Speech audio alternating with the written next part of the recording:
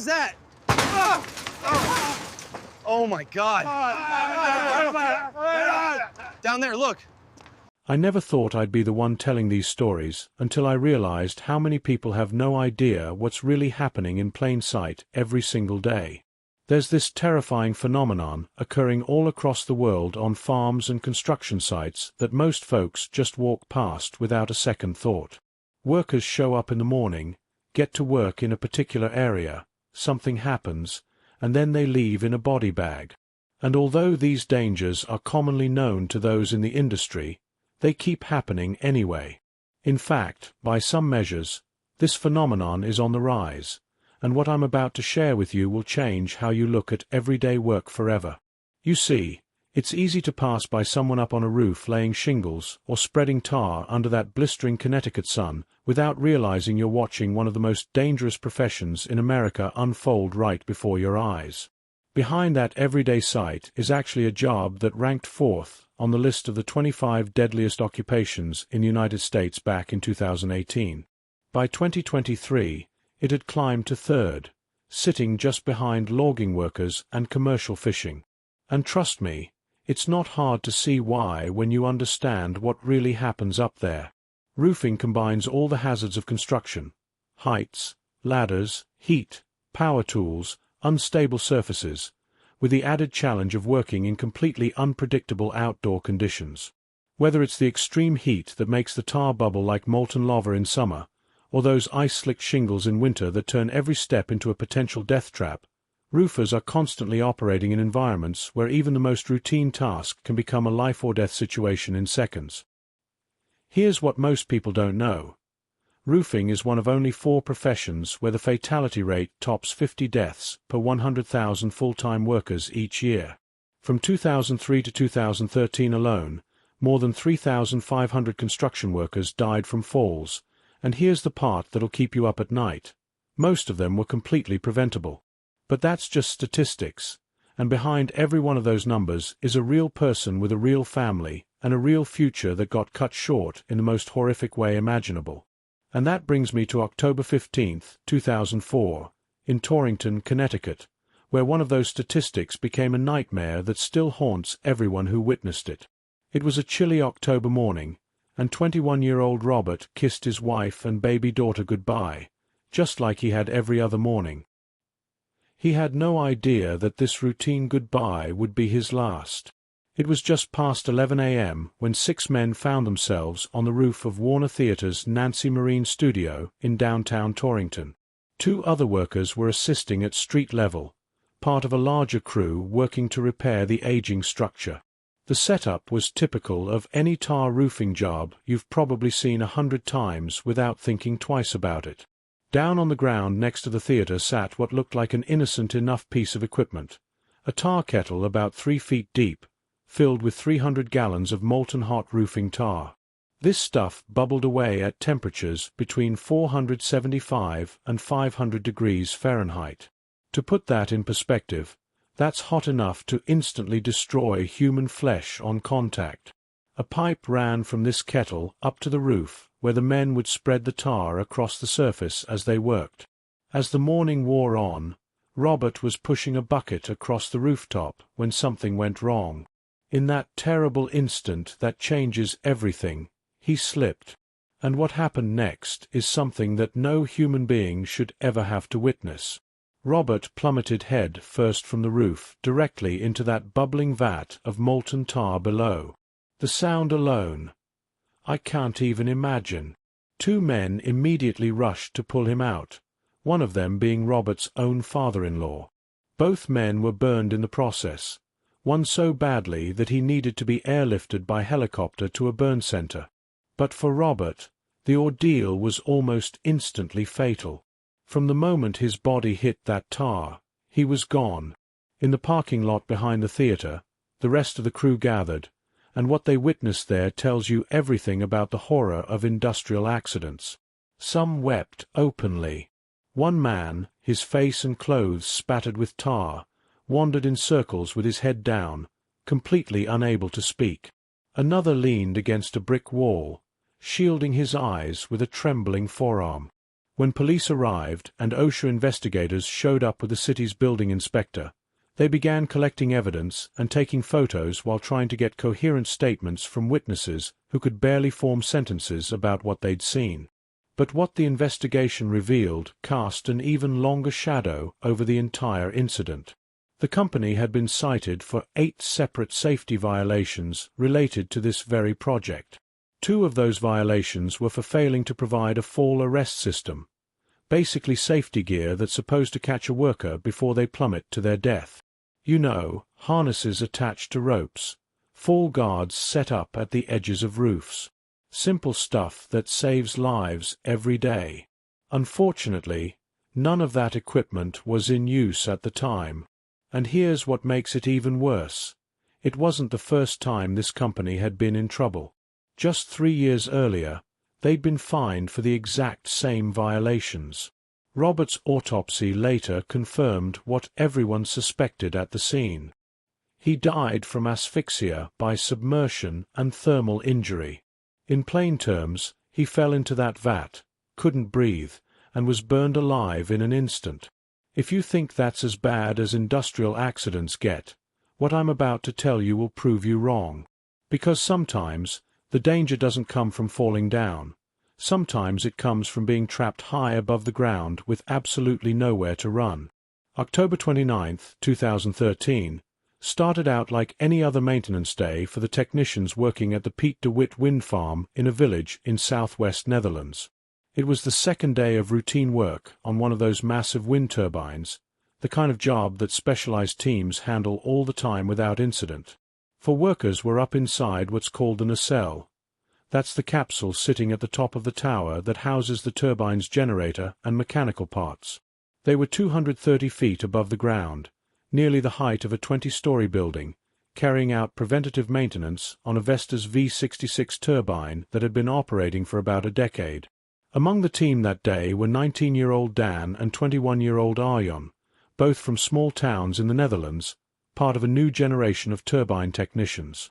It was interesting work, potentially dangerous, sure, but like any job, there's a routine that sets in when nothing goes wrong and jobs are long but uneventful. That's when everything changed in an instant. Without any warning whatsoever, smoke began filling the cramped space of the nacelle. A moment later, the first flames appeared. The source was quickly traced to the generator, and while the exact cause was never officially confirmed, investigators believed it started with a short circuit. But here's what makes wind turbine fires so terrifying. Inside that cramped steel housing so high off the ground, fire spreads incredibly fast. These nacelles aren't fireproof. They're packed with electrical components, hydraulic systems, and flammable fluids. There's not much room to move around, and once a fire takes hold, your escape options become virtually non-existent. The blaze quickly cut off access to the ladder and blocked any easy route down to safety on the ground.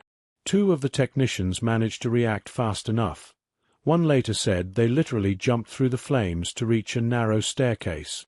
It was a desperate move that could have cost them their lives, but instead, it saved them. They were later seen on the ground, dazed but alive. For Dan and Arjan, however, there was no clear way out. Because of where they were positioned and how quickly the fire spread, they found themselves trapped on top of the nacelle as it raged around them. And what happened next created one of the most haunting images ever captured of an industrial accident. From the ground below, someone took a photograph of the wind turbine that would quickly make headlines around the world. 2 figures could be seen high above the earth, surrounded by smoke, and they appeared to be embracing one another. This photo, which is circulated on social media under the title, "The Last Hug," captured a brief moment of stillness in the middle of pure chaos. It was a snapshot of something no human being should ever have to face. The realization that help isn't coming fast enough, and there's no way out. In that moment, Dan and Arjan had 2 impossible choices: either jump to escape the fire, or wait for the fire and smoke to overtake them. Each man would make a different choice, but tragically, neither survived. Fire crews arrived quickly, But getting to the top of a burning wind turbine isn't something you can do with a standard ladder truck. The nacelle was roughly the height of a 20-story building, and the fire was already raging intensely by the time responders got there. 4 hours. The blaze burned completely unchecked. The turbine's height, combined with the remote location and the sheer intensity of the flames, made it nearly impossible for local crews to even get close. It wasn't until a unit with a large crane arrived that anyone could begin approaching the nacelle, and by then, the damage was already done. Once the flames were finally extinguished and it was safe to enter, the remains of one technician were found in the charred wreckage above. The other had already been recovered from the field below. But if you think heights are the only thing that can kill you at work, let me tell you about a danger that's literally hiding in plain sight on farms across America. It's something that looks completely harmless until it swallows you alive. On the night of July 27, 2010, something was eating away at 14-year-old Wyatt. He was full of promise and personality, and just 2 weeks earlier, he'd reached a major milestone in any teenager's life. He got his first job. When he started, his excitement was through the roof, but after just 2 weeks, he was ready to move on to something else. This wasn't just some predictable teenage attitude about not wanting to work. A life in agriculture isn't for everyone, and maybe Wyatt had already learned he just wasn't cut out for it. But that July night, he admitted to a family friend that his desire to quit was actually about fear. You see, Wyatt was working at a grain company just outside Mount Carroll, Illinois, and most of his time there had been spent inside gigantic grain storage bins. Wyatt had quickly grown to hate those bins, and even joked with his family friend that he never wanted to see another kernel of corn in his life. Down there, look. Although he didn't laugh after making the statement, there was real truth to what he was saying. The bins had come to genuinely scare him, but he couldn't quite put his finger on why. Something about being inside those massive structures filled with shifting grain just felt wrong to him. In any case, Wyatt decided to tough it out and give it a few more chances before deciding whether to stay or quit and find something else to do with his summer. The next morning was sweltering hot, and the heat made the air feel heavy and oppressive, especially inside those grain bins. Wyatt joined 19-year-old Alex and 20-year-old Will, two slightly older friends who were also on the crew that day. Together, they carried shovels and pickaxes up the ladder of a towering grain bin. These bins come in various sizes, but this one was particularly massive, 4 stories high with the capacity to store 500,000 bushels of corn. The task for the 3 employees that morning was something known in the industry as walking down the grain. That's the technical term for breaking up grain that's stuck together so it flows more freely toward the bottom of the bin. It's surprisingly hard and dangerous work, so much so that OSHA regulations explicitly prohibit it for minors and restrict it at large commercial operations. But this company, like many small facilities, either wasn't subject to these rules or outright ignored them. The boys used their shovels to push the corn toward the cone-shaped drainage hole at the bin's center. Everything seemed routine until around 9:45 a.m., when something shifted beneath their feet. That's when Wyatt began to sink. Here's what most people don't understand about grain. When it's flowing, it behaves exactly like quicksand. You can go from standing on what seems like a solid surface to having that surface completely disappear beneath your feet in a matter of seconds. Wyatt was pulled under fast, disappearing within seconds. His friends saw him go down and rushed to help, trying desperately to grab him and pull him back to the surface, but it was absolutely hopeless. Realizing how bad the situation was, Will shouted to another co-worker near the exit ladder, telling him to run to the control room and shut off the conveyors. He did, but by then it was already too late. Wyatt had already disappeared deep beneath the surface. Alex and Will didn't abandon their friend, though. They stayed behind, still trying to dig him out, but they quickly found themselves in similar trouble. Both Alex and Will started sinking fast as well, first to waist deep, then deeper. Over the next few moments, Alex would be buried up to his neck in corn, and Will would be buried up to his shoulders. Still able to use his arms, Will did his best to clear corn from Alex's mouth, desperately trying to keep him breathing as the corn flow slowed to a trickle with the conveyors turned off. But eventually, Alex slipped under too. Will, meanwhile, stayed conscious and had no choice but to focus all his energy on keeping his own airway clear. Emergency rescue crews arrived at the scene shortly afterward and were able to get Will secured before he slipped beneath the surface. But Wyatt and Alex weren't so fortunate. They had become so deeply buried in the corn that their bodies weren't recovered until after 10 p.m. that same night. Both of them had suffocated to death. What makes this tragedy even more horrific is what the investigation revealed. Will had been working there for about a week. For Alex, it was only his second day on the job, and Wyatt, at 2 weeks, was considered the experienced veteran of the three. None of them had been trained in grain bin safety, nor were they provided with proper protective equipment. Wyatt also shouldn't have been in that bin at all. Federal labor laws made it illegal for someone his age to even enter a grain storage facility. And yet there he was, sent to do a job that would eventually kill him. All his fears about those bins had been well-founded and tragically realized. After the investigation, OSHA fined the company $550,000, which was one of the largest penalties the agency had issued at that time. Still, no amount of money could bring back Wyatt and Alex, or erase the trauma that Will had to endure watching his friends slip under the grain right in front of him. What happened that day wasn't some freak accident. It was a well-documented, well-known danger of agricultural work called grain entrapment and engulfment. This was a textbook case of what experts call active grain flow, and the terrifying truth is, it happens all the time. Understanding what happened begins with understanding how something as ordinary as grain can become so absolutely lethal. Grain entrapment begins when someone gets caught in a shifting mass of grain. It often starts small. A foot sinks in, then a leg. But once the grain reaches waist level, escape becomes almost impossible without outside help. Engulfment takes it even further. That's when a victim gets pulled completely under, buried alive in a sea of corn, soybeans, oats, or wheat. And as horrifying as it sounds, it's almost always fatal because when grain moves, it doesn't behave like a solid or even a liquid. It acts like something in between, and its speed catches most people completely off guard. Here's what'll shock you. Getting trapped knee-deep can happen in just 4 seconds. Total engulfment can occur in under 20 seconds. Think about that for a moment. That's less time than it takes to tie your shoes before you completely vanish beneath the surface. Part of this danger lies in the physics of these massive grain bins. When grain is being emptied from the bottom, like it was in Wyatt and Alex's case, it creates a powerful suction effect that pulls anything on top of it downward. And it's not a slow, gradual process.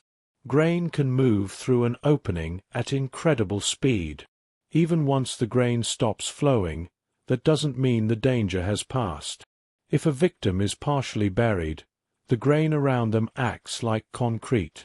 The pressure can lock their body in place so tightly that even if they're conscious and breathing, they simply cannot move. Researchers have actually tested this phenomenon, and what they found is terrifying. If grain reaches your knees, you might still be able to get out without help. At the waist, you're already stuck. And once it reaches your chest, rescue requires serious equipment, coordination, and a whole lot of time, which most victims simply don't have. The weight factor makes rescue attempts incredibly dangerous too. Pulling someone out of waist-deep grain requires around 400 to 600 pounds of force. If someone is fully engulfed, you're looking at 900 pounds of force or more. That's equivalent to trying to yank someone out of a concrete mold, and it comes with severe injury risks for the victim. But the real killer in grain engulfment is suffocation. The weight can crush a person's chest, making it impossible to breathe, but more often, Victims suffocate when fine particles fill their noses and mouths, or when there's simply no air left to breathe in the compressed space around them. Even if a small air pocket exists, the pressure on the chest makes each breath harder than the last. One rare survivor of grain engulfment described the experience like having an 80,000-pound semi-truck parked on his chest. Another said it felt like the earth itself was swallowing him alive. And even when someone is lucky enough to keep their head above the grain surface, that's not the end of their problems. Most of these incidents don't happen in cities where help is minutes away. They happen on farms, often small family-run operations in rural areas that are miles away from trained emergency crews. The people responding first are often friends, co-workers, or relatives who are just as unprepared and panicked as the person who's trapped. Even the rescue environment creates massive challenges. Grain bins are confined, enclosed spaces with poor ventilation, so getting into them safely is dangerous on its own. Getting out with another person alive is exponentially harder. The air quality makes everything worse too. Spoiling grain releases gases like carbon dioxide and nitrogen dioxide. In high enough concentrations, these can knock someone unconscious or even cause death. Rescuers who enter a bin without proper breathing protection easily become victims themselves. If trained rescuers do arrive with proper equipment, the rescue process is still painstakingly slow. Getting someone out usually begins with isolating the victim from the surrounding grain by building a temporary wall out of plywood, sheet metal, or whatever materials are available. Once that's in place, rescuers can begin carefully removing grain from around the victim, one bucket or vacuum load at a time. There are three main scenarios that lead to grain entrapment and engulfment. We've covered the first, active grain flow. The second biggest risk involves spoiled grain that's gone out of condition, and it's not what you might think. When grain spoils, it can form a hardened crust along the top of the bin that looks like a solid floor you can walk on. Underneath that crust, however, is often just empty space and hidden voids. Tim Hansen, at 60 years old, knew the risks of what's called a spoiled grain bridge. He had spent a lifetime working on his family's farm near Dixon, Nebraska. He climbed inside a bin one day in 2014 with a long pole, planning to break through a stubborn clog that had formed. His son Chris waited outside with a radio, keeping tabs on his father as a safety precaution. Suddenly, Tim stopped responding. Chris banged on the bin, called out, and eventually climbed to the top. When he looked down into the bin, there was no sign of his father. All that remained was the pole Tim had been using, lying across the opening near the center. Chris jumped in and started digging frantically by hand, but there was nothing he could do. Tim had fallen through a bridge of spoiled grain and was swallowed within seconds. It took rescuers more than 2 hours to recover his body, which had sunk below 10 feet of corn. The threat inside grain bins doesn't always come from below, though. Sometimes the danger literally hangs above your head. In bins where grain has spoiled along the sidewalls, it can harden and cling to the vertical surface. Eventually, someone has to dislodge it, and that's when the possibility of a grain avalanche becomes real. Matthew was just 20 years old when he was working with a crew cleaning a soybean bin in Goldfield, Iowa, in 2008. As part of the job, Matthew stood near the discharge chute, helping guide soybeans through as his co-workers loosened material that had stuck to the bin's walls. When one particular area of grain broke free, it rushed through the bin toward the discharge chute with tremendous force.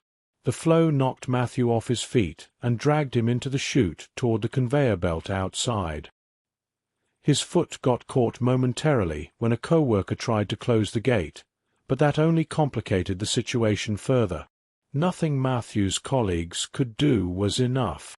They had no way to safely extract him from the massive amount of soybeans that had become dislodged. With no time and no viable rescue plan, they were forced to reopen the chute, and Matthew's body was carried further down into the system. He suffocated before anyone could reach him. What makes Matthew's death even more tragic is that he had been wearing a fall harness that day, which was standard procedure for this type of work. The problem was simple but fatal. He had forgotten to clip himself to the lifeline that would have prevented him from being dragged into the chute. With all this information, it's easy to think that grain entrapments and engulfments are rare freak accidents or isolated tragedies. But the data tells a much darker truth. This is happening far more often than most people realize, and the numbers are genuinely shocking. Since 1964, at least 1,225 grain entrapments have been officially reported in the United States. That's just what's been documented. Experts believe the actual number is likely much higher due to underreporting, especially on small farms that operate outside federal oversight. More than half of all recorded incidents involve corn, and most occur in states across the Corn Belt: Illinois, Indiana, Iowa, Minnesota, and Ohio. These are areas where massive grain bins are everywhere and harvest volumes are enormous. The real kicker is that more than 70% of entrapments happen on small or family-run farms, which are often exempt from OSHA's grain handling safety regulations. In other words, the people most at risk are also the least protected by law. In recent years, grain bins have gotten larger, augers have gotten faster, and the capacity to move grain has increased dramatically. But safety practices haven't kept pace with these changes.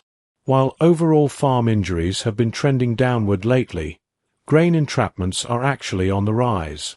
The most vulnerable groups are at opposite ends of the age spectrum, those younger than 17 and those older than 55. Young workers often don't realize the danger until it's too late, while older workers have been doing the job so long that complacency sets in. Tragically, even with better rescue equipment and more public awareness, the odds of surviving a grain entrapment haven't improved much. Year after year, the fatality rate hovers at or above 50%. In 2023, it hit a staggering 59.3%. If this has happened to you or someone you know, drop "survived" in the comments. These stories aren't just statistics. They're real people whose lives were cut short by preventable tragedies. The next time you drive past a construction site or a farm, remember what we've talked about here today. Behind every ordinary workplace scene could be a life-or-death situation waiting to unfold.